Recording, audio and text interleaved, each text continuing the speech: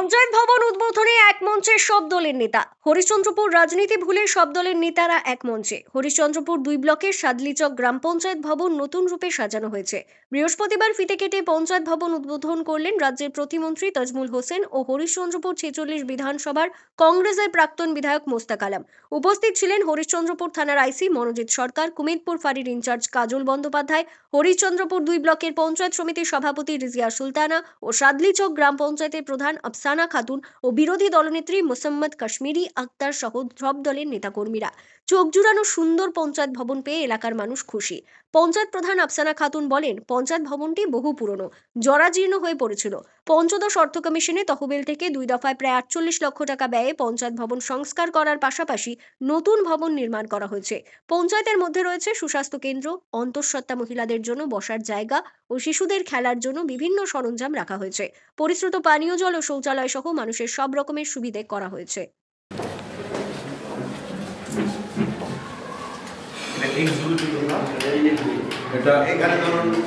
ব্লকের অন্তর্গত সাদলিচক জিপিতে আমরা উপস্থিত হয়েছি।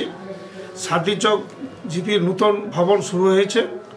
এত সুন্দর ভবন শুরু হয়েছে, সত্যিকারে আমরা দেখে খুবই আনন্দিত এবং গর্বিত। আমরা আমাদের এখানকার যে প্রধান ফিরোজ সাহেব, ওনার উদ্যোগে এবং কনক সাহেব যে হিসাবে সহযোগিতা করেছেন, তার জন্য কনক সাহেবকে আমরা ধন্যবাদ জানাচ্ছি। যে সত্যিকারে আজকে আমরা দেখে খুবই প্রশংসিত এবং এই ধরনের পঞ্চায়েত হওয়া উচিত আমি মনে করি। এলাকাবাসীদের উদ্দেশ্যে কি বার্তা দিবেন? এলাকাবাসীদের জন্য এই যে গ্রাম থেকে যারা যে সমস্ত মানুষ পঞ্চায়েতের উদ্দেশ্যে কাজ করার জন্য যারা আসতো, তারা আজকে সমস্ত রকম সহযোগিতা এখানে পাবে এবং আমাদের প্রধান সাহেবা যে আছেন ওনার সহযোগিতা পাবে। আজকে আমরা সবাই এখানে সমবেত হয়েছি। এটা নতুন বাড়তি যেটা পাওনা, সরকারি একটা পঞ্চায়েত ব্যবস্থা যেটাকে মানুষের আধুনিক করার জন্য বর্তমান যে পঞ্চায়েতের বোর্ড প্রধানের নেতৃত্বে যারা আছে তারা উদ্যোগ নিয়েছে। সরকারের টাকা দেয়, খরচ হয়, কিন্তু পরিকল্পনা থাকতে হয়। সেই পরিকল্পনাটা যদি মানুষের বসে থাকার কাজ করার ইনফ্রাস্ট্রাকচারটা ঠিকঠাক না থাকে তাহলে কিন্তু কাজ করার পরিবেশ থাকে না, তারাও কাজ করে না। যারা স্টাফরা আছে বসার জায়গা নাই, ঠিক নাই, অমুক না তমুক না, হবে না।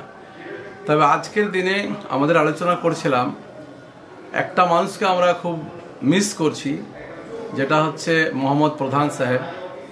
আগে ইউনিয়ন বোর্ড নামে আমাদের পঞ্চায়েত বোর্ড ছিল, মানে পরিচিতিটা ছিল, তখন ফান্ড কম আসতো। তারপরে এই দলীয় প্রতীকে নির্বাচন, এটা জ্যোতিবাবুর বিচক্ষণতা, উনি শুরু করেছিলেন এবং ৭৮ সালে প্রথম মোহাম্মদ সাহেব প্রধান হলেন। আমি ওখানে খুঁজছিলাম যে মোহাম্মদ দা আজকে নেই এবং আমি সেই দিনটা বাইরে ছিলাম, জানাজাতে সামিল হতে পারিনি।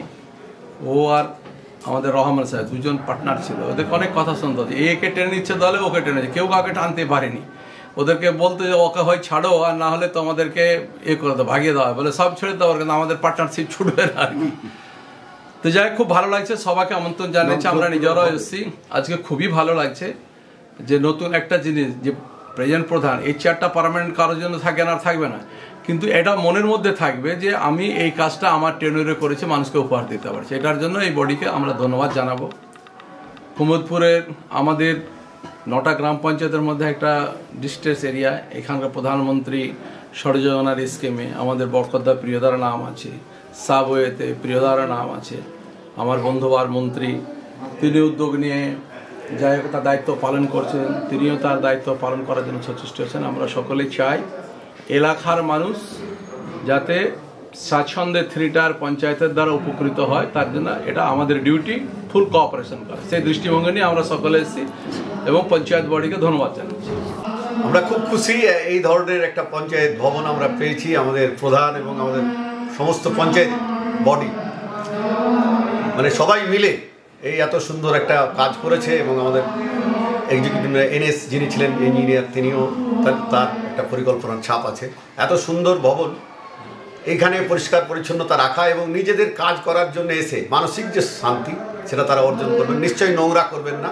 আমাদের যে ব্যক্তিগতভাবে আমার যে মূল উদ্দেশ্য ছিল একটা পরিচ্ছন্ন পঞ্চায়েত, পরিচ্ছন্ন হাটেও আমরা বিউটিফিকেশন শুরু করেছি তালগ্রাম হাটে।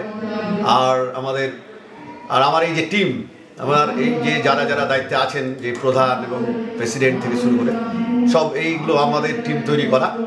এই টিম একটা সুন্দর কাজ করছে, আপনারা সবাই দোয়া করবেন, আশীর্বাদ করবেন এবং পঞ্চায়েতে এসে নিজের অধিকার বুঝে নেবেন।